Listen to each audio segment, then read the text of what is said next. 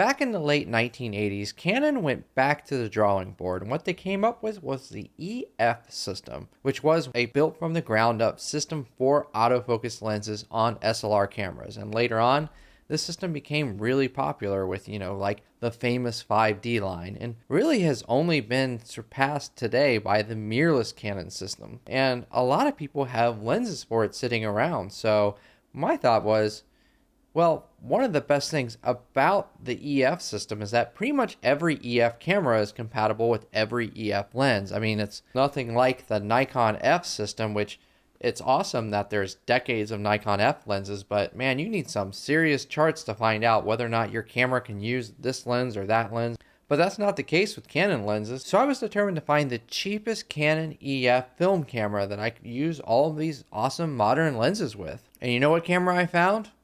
I found the EOS 700. Not Kiss, not Rebel. This is before all that.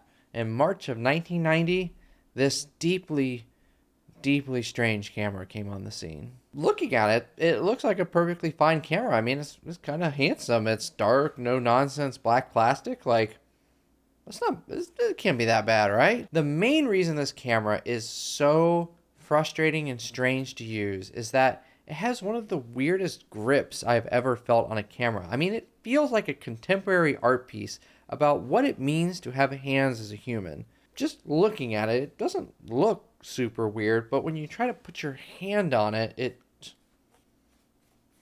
there's just nowhere for your fingers to go. So clearly there's a spot here where this finger is supposed to go, put on the top. There's kind of like a groove here for it. And then there's kind of a grip on the back for your thumb. So, all right, this is looking pretty good so far. Seems promising. But then there's this indentation on the front where it seems like your middle finger is supposed to go down. So suddenly we have this like kind of claw grip, and then there's no room for your other fingers. And making all of this worse, like normally you put your fingers around a grip, but there's no room between the lens and the grip. There's this like tiny hollow here. Your fingers just kind of jam into it. So you can never get like a solid grasp on this camera. It always feels like you're holding it with your fingertips. And making matters worse, this is a plastic mount. This is a huge hazard if you put any decent glass on this thing. And that's the whole reason why I got this camera. I wanted to use good modern day glass on an old SLR and have everything work perfectly. I don't mind it when it's on a lens that much, but you're supposed to be like supporting the weight of everything with the camera body, and the plastic mount, ugh. I don't know if I trust that. I mean, I did because I used really fancy glass on this because I wanted to do as I say, not as I do. So if you do shoot this camera, you want to make sure you're always holding it by its lens. Like, you have a lens and this thing on the back that just happens to be there. Definitely do not put straps on this and just let it dangle from the camera. Like, that's just a recipe for disaster. The EOS 700 really is a precursor to the Rebel line in a lot of ways. Like, when I look at my Rebel 2000, it kind of looks like the same camera in a lot of ways, just with, actual controls. But fundamentally it's the same because it's got a small pentaprism and the plastic mount, and, this feels like a work in progress for Canon. Which brings me to controls. There aren't any. Like, this is like a point and shoot in disguise. Like, it's a point and shoot with interchangeable lenses. There's almost no, like, buttons or switches or knobs or anything on this. This is like a blank camera body. You have a shutter button, flash on and off, and then you got this big dial here, and that's pretty much it. The dial lets you go into program mode, which is just automatic, and then it has different shutter speed things, but there's no way to do just basic exposure compensation, and there's also no way to do manual or aperture priority modes. Like, when I initially played with this camera, I'm like, oh, maybe there were, super early EF system lenses that had aperture rings, and that's what this camera needed, but nope, that's not a thing. It's just point and shoot, and that's it. And then in the viewfinder, all you have is a bright green AE icon telling you that it's doing auto exposure, and then a dot to tell you that it's in focus, and it makes a beep noise. That's it. There's no indication of what your f-stop is, what your shutter speed is, unless you're doing that manually at the top. Like, you just have to trust this camera and let it go. So when I was shooting with this camera, I was assuming the worst. Like, I was prepared that I was going to get some super crappy images. But you know what? The pictures I got back from this thing are amazing.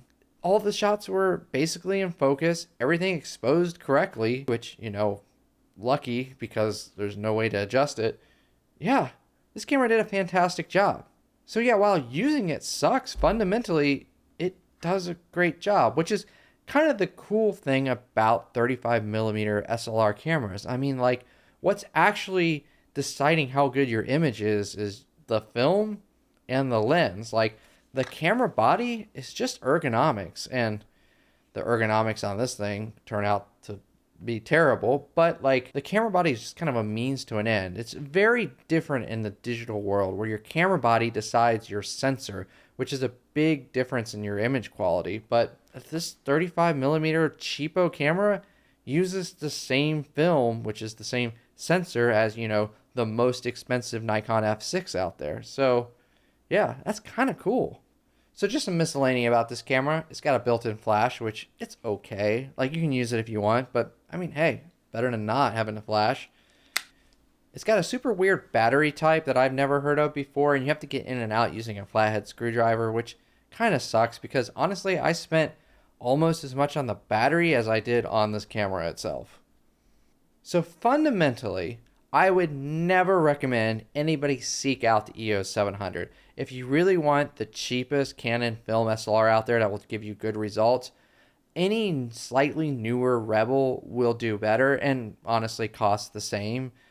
But if you already have one of these, or you have one sitting in an attic, there's no reason you can't use it to get great images. So yes, the EOS 700, I really didn't see anything online about this camera when I was researching it, and I can kind of see why. This camera didn't last very long on the market, and it was soon replaced by the Rebel/Kiss line. So yeah, this is just a curiosity. I think this would make a really good collector's piece for someone who's interested in cameras that really push the art of ergonomics in strange and challenging directions. But let me know what you think. Have you shot with the Canon EOS 700? Do you like it? Did you enjoy it? Do you somehow have the right hand shape to fit your fingers around on this camera? Thanks for watching, and happy shooting.